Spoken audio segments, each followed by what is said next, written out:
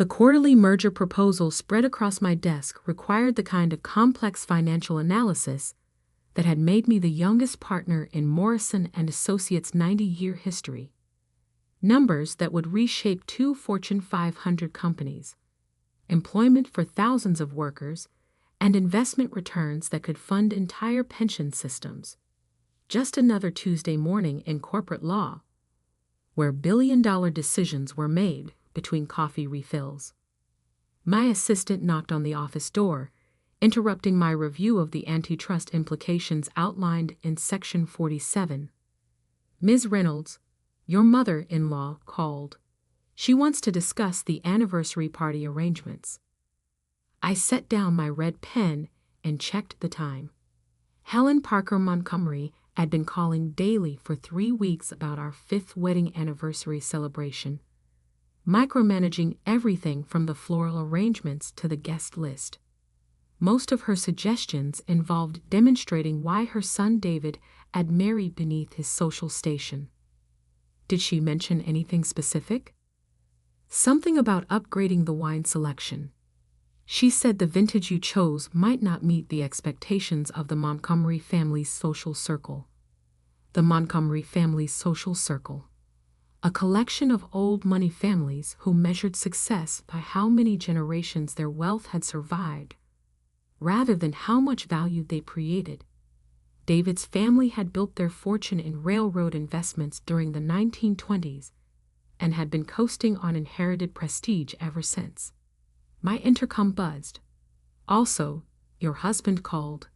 He'll be working late again tonight. The Harrison Industries audit is taking longer than expected." David had been working extended hours for 3 months, ever since his accounting firm landed the massive audit contract. Helen blamed me for his demanding schedule, suggesting that a proper wife would ensure her husband prioritized family obligations over career advancement. The irony was rich. Helen spent her days organizing charity lunches and country club committees, while I managed legal strategies that affected international markets. But in her worldview, my career was a distraction from my real purpose of supporting David's success and producing Montgomery grandchildren. I returned to the merger documents, analyzing regulatory compliance requirements and potential shareholder conflicts. This deal would be featured in every major business publication, setting precedents for corporate restructuring that would influence similar transactions for years. The kind of work that required expertise Helen would never understand or appreciate. By 6 that evening, I was reviewing final contract revisions when David finally arrived home. Our house in Beacon Hill was elegant but understated, the kind of property that conveyed success without ostentation. Helen had criticized our choice, preferring something more traditional that would reflect the Montgomery family's established taste. "How was your day?" David asked, loosening his tie as he collapsed into the leather chair across from my desk. "Productive.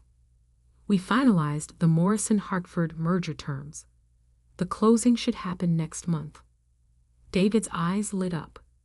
He might not fully understand the technical aspects of my work, but he appreciated its significance.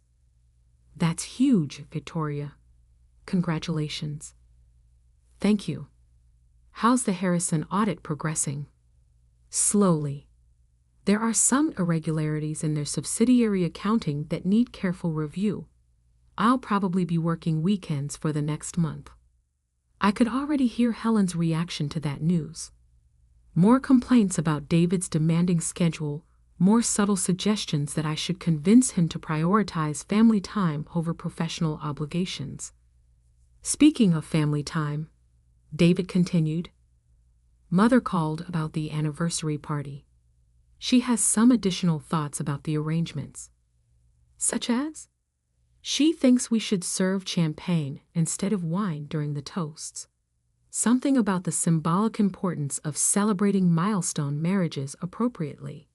Helen's symbolic improvements always seemed to involve more expensive choices that would demonstrate proper Montgomery family standards. champagne instead of wine, orchids instead of roses, musicians instead of a playlist. Whatever makes her happy, I said, though we both knew nothing would make Helen completely happy. My existence in David's life was a constant reminder that he'd chosen love over strategic marriage within their social circle. Victoria, can I ask you something? Of course. Do you ever regret not having a traditional wedding? Mother mentioned that some of her friends still talk about how quickly we got married, how simple the ceremony was. I looked at my husband, really looked at him. David was genuinely kind, supportive of my career, and completely oblivious to his mother's systematic campaign to undermine our marriage. He had no idea that Helen regularly suggested he'd settle for someone beneath his station. I regret nothing about our wedding, I said firmly. We marry for the right reasons, and that's what matters. What David didn't know was that I'd insisted on a prenuptial agreement before we married. Not because I doubted our relationship, but because I understood exactly what kind of family I was marrying into. Helen's initial reaction to our engagement had made it clear that she viewed me as a temporary inconvenience, rather than a permanent family member. The prenup negotiations had been handled by my personal attorney, separate from David's family lawyers. Helen didn't know it existed, probably assuming that David would never consider such an arrangement with someone from my modest background. She was wrong about many things, but especially about the balance of power in our marriage. The anniversary party was scheduled for Saturday evening in our home's garden. Helen had convinced David that a public venue would be too impersonal for such an important milestone, though I suspected she preferred the control that hosting at our house would give her. By Thursday, the preparations were in full swing. Helen arrived early that morning with her interior designer, rearranging furniture and replacing my carefully chosen flower arrangements with more elaborate alternatives. "Victoria, darling," she said, examining my dress selection hanging in the bedroom closet. "Don't you think something more formal would be appropriate? This is a Montgomery family celebration, after all. A Montgomery family celebration. As if David and I were incidental guests at our own anniversary party. I think the dress I chose is perfectly appropriate, Helen. Of course, dear. I just want everything to reflect well on David. You understand." I understood exactly what she meant. Helen wanted everything to demonstrate that David had maintained family standards despite his unfortunate choice in wives. "The Vanderbilts will be attending," Helen continued, "along with the Ashfords and the Whitman family. They're all very traditional about these matters." Traditional about these matters meant they were all very judgmental about David's marriage to someone whose father was a public school teacher rather than a trust fund manager. "I'm sure they'll find the celebration adequate," I replied. Helen's smile tightened. Adequate wasn't the impression she wanted to make on her social circle. She'd spent weeks planning an event that would prove David's marriage hadn't diminished his family's standing. Friday evening brought the final preparations. Catering staff arranged tables in the garden, while Helen supervised every detail with the intensity of a military commander. She transformed our intimate outdoor space into something resembling a country club formal event. "The flowers are perfect," she declared to the florist. "Exactly the level of elegance the Montgomery name requires."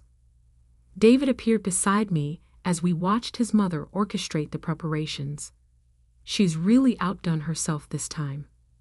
She certainly has strong opinions about how our anniversary should be celebrated. Mother just wants everything to be special for us."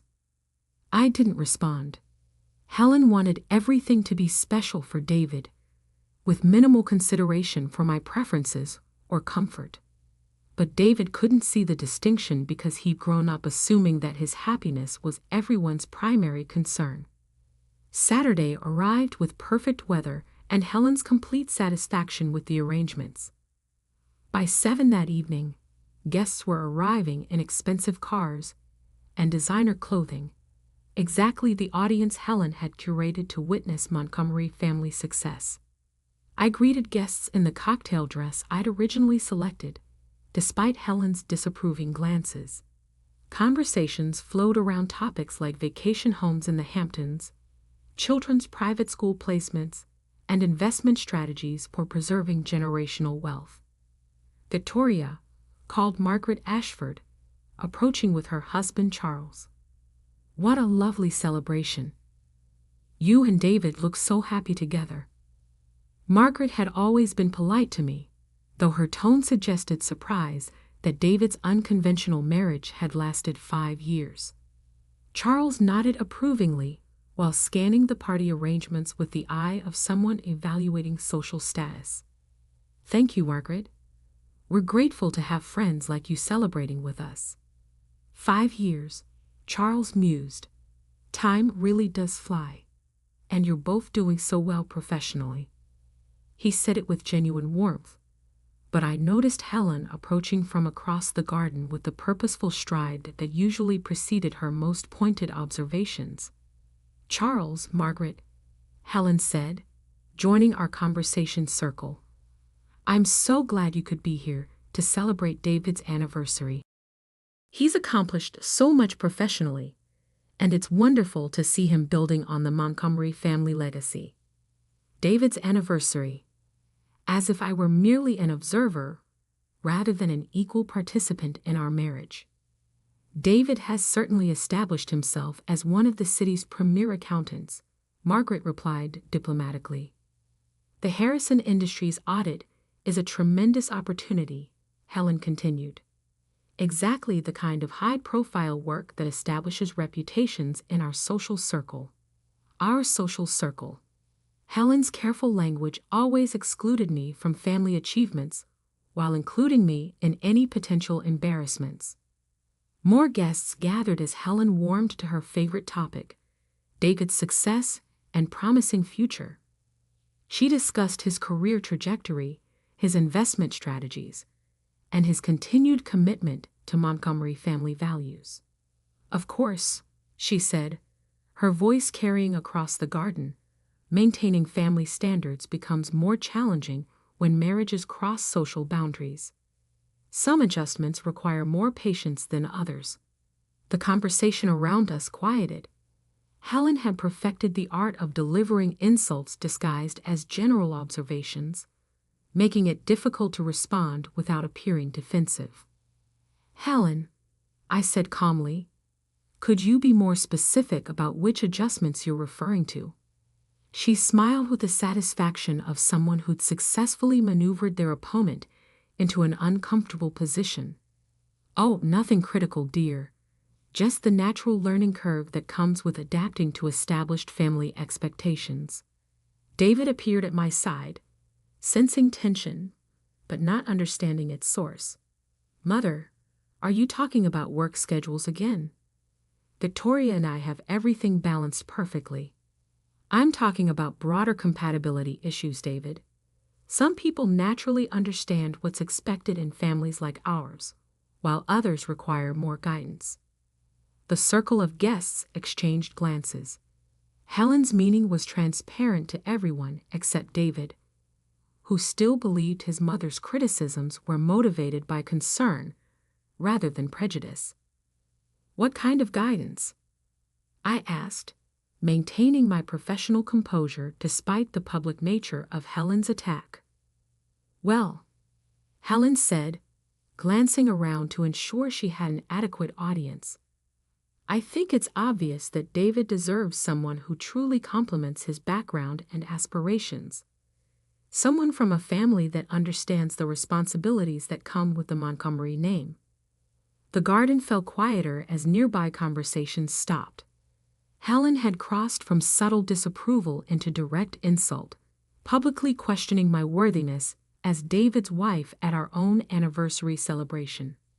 "Helen," David started, but she held up her hand. "Let me finish, darling. I've watched this marriage for 5 years, hoping that time would bridge the gap between your wife's background and our family's standards. But some differences are simply too fundamental to overcome.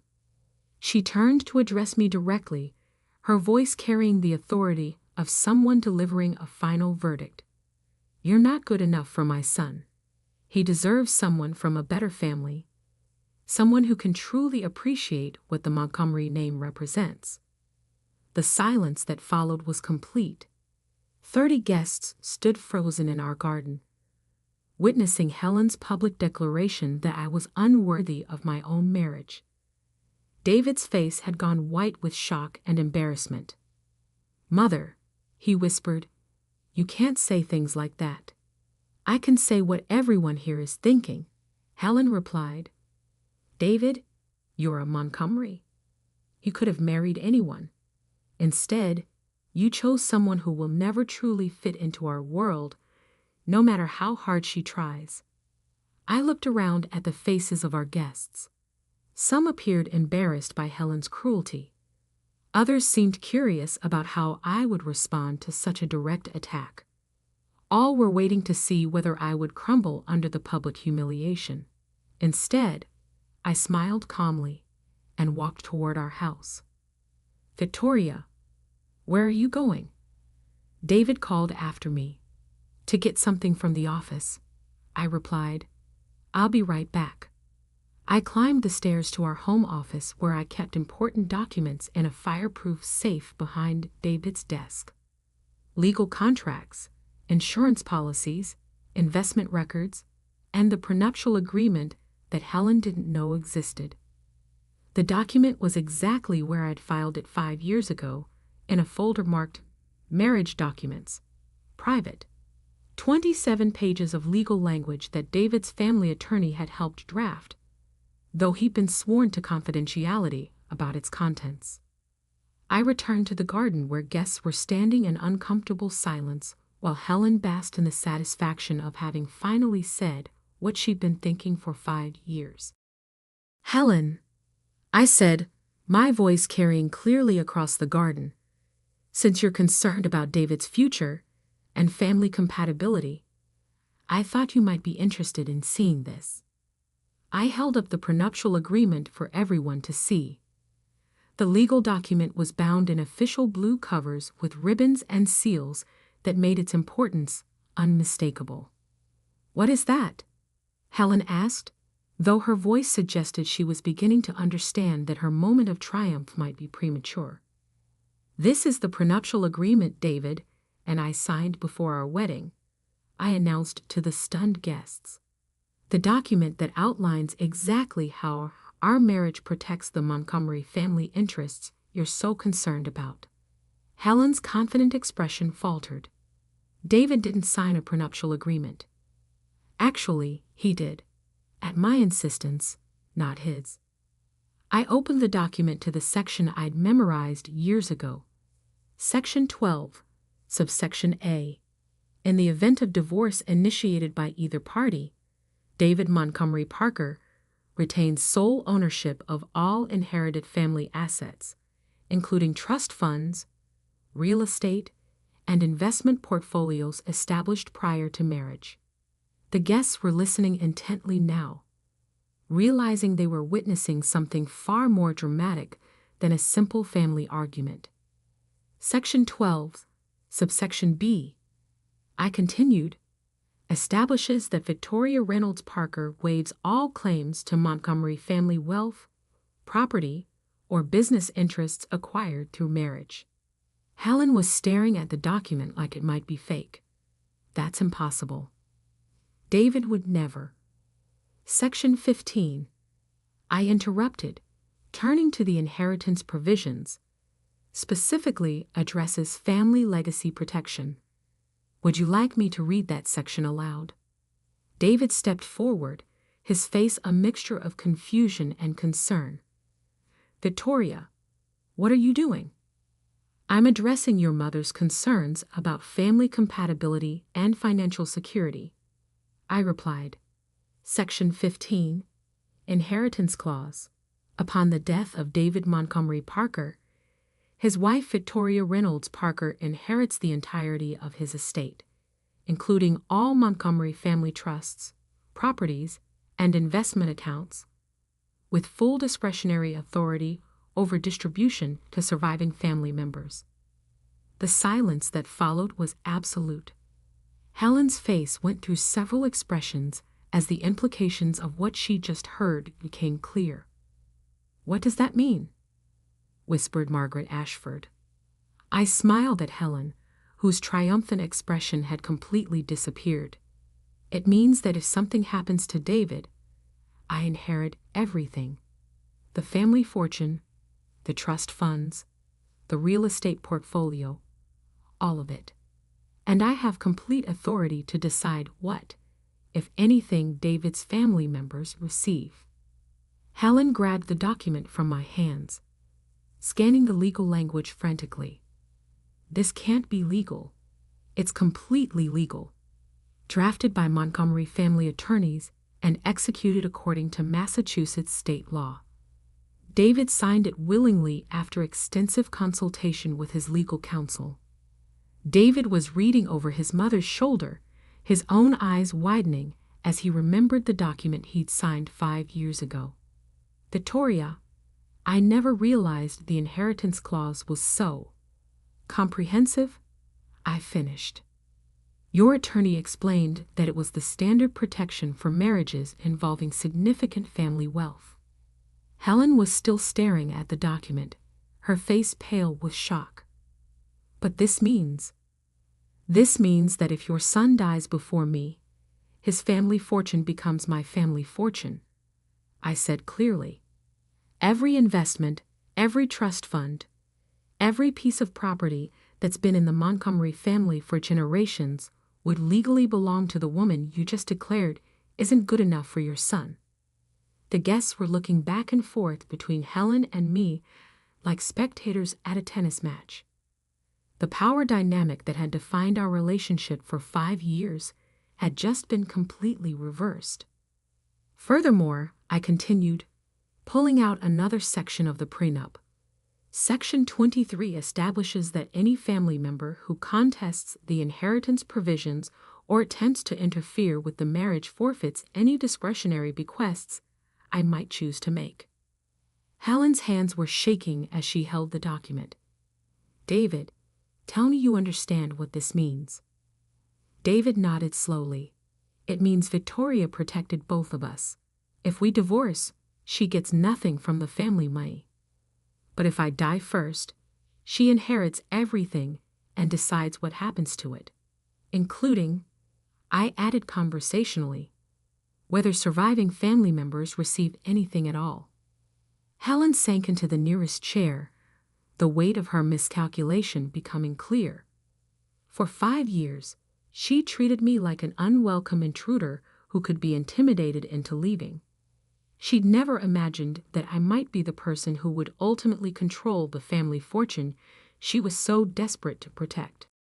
"Helen," I said gently, "you've spent 5 years telling me I'm not good enough for David, not worthy of the Montgomery name, not capable of understanding your family's standards. You've made it clear that you view me as a temporary inconvenience who will eventually be replaced by someone more suitable." I paused, letting her absorb the full implications of the legal document she was holding. "Unfortunately for you, David and I are very happily married. We have no intention of divorcing, which means that someday, probably many years from now, I will become the sole controller of every asset you've spent your life trying to preserve for Montgomery family members." The garden was completely silent except for the sound of Helen's rapid breathing. "So," I continued, "I suggest you reconsider your approach to our relationship. Because the woman you just declared isn't good enough for your son is the woman who will ultimately decide whether you spend your retirement in comfort or poverty." Charles Ashford cleared his throat uncomfortably. "Perhaps we should give the family some privacy to discuss this." "Actually," I said, "I think we're finished discussing it. Helen now understands the legal realities of our marriage." There's nothing left to explain. David moved to stand beside me, his arm around my waist in a gesture of support. Mother, I think you owe Victoria an apology. Helen looked up from the prenuptial agreement, her face a mixture of shock, embarrassment, and dawning respect. Victoria, I had no idea.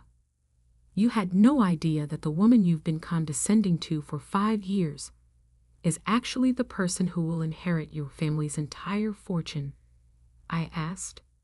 Or you had no idea that treating your son's wife with disrespect might have consequences. Both, Helen whispered. I walked over to where she sat and gently took the prenuptial agreement from her hands. Helen, I've never wanted your family's money. I make an excellent living in my own career. But David insisted on the inheritance clause because he wanted to ensure that his wife would be financially secure regardless of what happened to him. She nodded, still processing the reversal of everything she believed about our marriage. What I do want, I continued, is basic respect. Not because I'll inherit your family fortune, but because I'm a successful professional who loves your son and has been a faithful member of this family for 5 years. You're right, Helen said quietly. I've been unfair to you. You've been cruel, I corrected. You've spent 5 years trying to make me feel unwelcome in my own marriage. You've criticized my background, questioned my worthiness, and suggested that David should have married someone else. Helen's eyes filled with tears. I thought I was protecting him. From what? From a Harvard Law graduate who helps major corporations navigate complex legal challenges. From someone who insisted on a prenuptial agreement to protect his family's interests. From a wife who supports his career and makes him genuinely happy. David squeezed my hand. Victoria, she understands now. Does she? I asked, looking directly at Helen. Because I need to know that this behavior stops immediately. No more subtle insults. No more suggestions that I'm not worthy of the Montgomery name. No more treating me like a temporary inconvenience. Helen wiped her eyes and stood up slowly. Victoria, I owe you more than an apology. I owe you respect, and I owe David an apology for trying to undermine his marriage. She turned to address the guests who were still standing in awkward silence.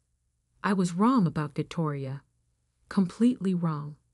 She's been a wonderful wife to David and a more generous family member than I deserved. Margaret Ashford approached with a small smile. Victoria, I have to admit, that was the most impressive legal maneuvering I've ever witnessed at a social gathering. Charles nodded approvingly. Beautifully handled. You turned what could have been a devastating public humiliation into a demonstration of strength and preparation.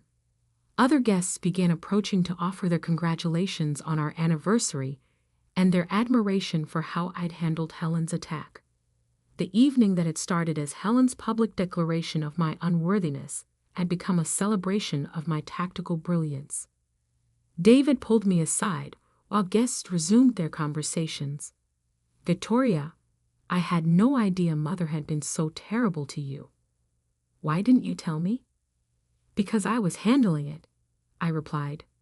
And because you love your mother despite her flaws. I didn't want to force you to choose between us. You'll never have to worry about that again, he said firmly. What she said tonight was unforgivable. It was illuminating, I corrected. Now she understands exactly what she has to lose if she continues treating me poorly. As the evening wound down and guests departed, Helen approached me one final time. Victoria, may I speak with you privately? We walked to a quiet corner of the garden where the catering staff was beginning to clean up the remnants of what would undoubtedly become legendary gossip in the Montgomery family social circle. I need you to understand something, Helen said. I wasn't trying to be cruel. I was trying to protect David from what I thought was a mistake. Based on what evidence? My educational background? My professional success? My treatment of your son? Based on fear, she admitted. Fear that David was throwing away advantages I'd spent my life preserving for him. I studied her carefully. For the first time since I'd known her, Helen looked genuinely vulnerable rather than calculating. Helen, the advantages you're trying to preserve aren't worth anything if they require David to marry someone he doesn't love. I understand that now. Do you? Because this isn't just about inheritance documents or legal technicalities. This is about whether you can accept that David chose me for reasons that have nothing to do with social status or family connections. Helen was quiet for a long moment. He chose well, she said finally. Better than I gave him credit for. He chose for love, I replied. The same way he chooses to maintain a relationship with a mother who spent 5 years trying to sabotage his marriage. She flinched at the accuracy of my assessment. What can I do to make this right? Start by treating me like David's wife, instead of like someone who's temporarily borrowing your son. And the prenuptial agreement? I smiled. The prenuptial agreement protects everyone's interests, including yours. As long as you treat me with respect, you have nothing to worry about. 6 months later, Helen and I had developed what could almost be called a friendship. She still hosted elaborate social events and maintained her position in the city's high society circles, but she no longer treated me like an unwelcome outsider. Instead, she began introducing me as her brilliant daughter-in-law who'd graduated from Harvard Law and specialized in corporate mergers. She talked about my professional accomplishments with the same pride she'd previously reserved for David's career achievements. The change wasn't just social politeness. Helen had genuinely begun to appreciate that her son's happiness mattered more than social conventions. She'd also realized that having a successful attorney as a daughter-in-law provided certain advantages in her social circle. David and I celebrated our 6th anniversary with a small dinner party that Helen organized according to my preferences rather than her own. The guest list included people David and I actually enjoyed spending time with, rather than just impressive names from the social register. During the toasts, Helen stood up to address the guests. 5 years ago, I thought David was making a mistake by marrying outside our immediate social circle. I was wrong about everything except David's judgment. Victoria has been the best thing that ever happened to our family. She raised her glass toward me. To the woman who was smart enough to protect everyone's interests, strong enough to stand up to family interference, and patient enough to give a stubborn mother-in-law time to recognize her value. As guests applauded, I reflected on a long journey from Helen's hostility to her genuine acceptance. The prenuptial agreement that she discovered at our anniversary party had been my insurance policy, but respect had been earned through years of professional success and personal integrity. Sometimes the most satisfying victory isn't destroying your enemies. Sometimes it's forcing them to acknowledge that they were wrong about who you are and what you're worth.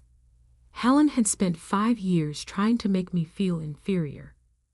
In the end, she learned that the woman she dismissed was actually the person who held her family's future in her hands. The legal documents were just paperwork.